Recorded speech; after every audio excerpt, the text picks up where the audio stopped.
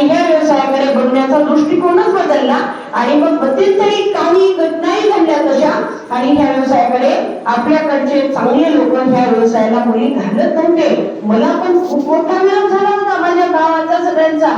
माझे पप्पा म्हणले माझी मुलगी वेगळीच आहे का कसं तुम्ही मी घालत असतो नर्सिंगला. आणि मी म्हणलं पप्पा एवढंच करते मी की नर्सिंग मध्ये सगळ्यात मोठं जे पद आहे ना तिथपर्यंत मी तुम्हाला जाऊनच दाखवते.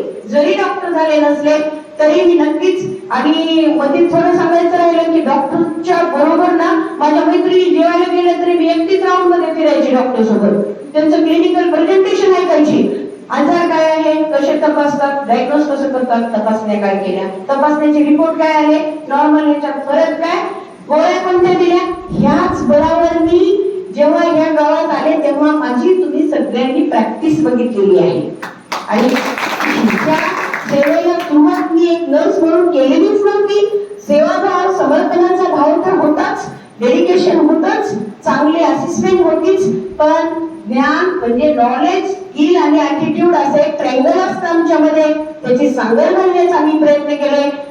एमबीबीएस लोक पण 12वी नंतरच होतात, नर्सिंगचे लोक पण 12वी नंतरच होतात.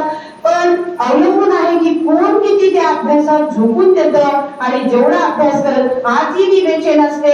माझ्या मिस्टरांना विचारा तुम्ही, माझा एकही दिवस पुस्तक उशाला घेऊन झोपते असं नाही, तर वाचते, रेडिओ ऐकते, नेटवर बघते, अभ्यास करते. आजही माझ्या दिवसभर तर तिकडे ड्युटीवर तर असतेच, पण घरी पण जास्तीत जास्त अभ्यासात असते.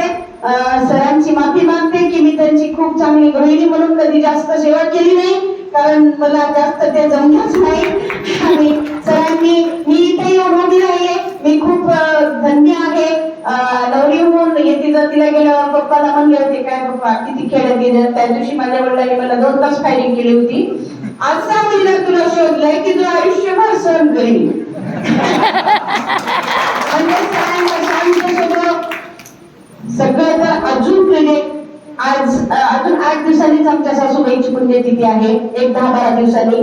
मला प्रकर्षाने खूप आठवण आली की मी नेहमी म्हणत गेले आईला, आई तुम्हाला जर का तुमच्या आई वडिलांनी शिक्षण शिकवलं असतं नक्कीच तुम्ही काकूच्या पिये तरी राहिला असता. तर किती हुशार होतं ते मला माहितीये. आईसाठी एकदा जोरदार टाळ्या वाजवा.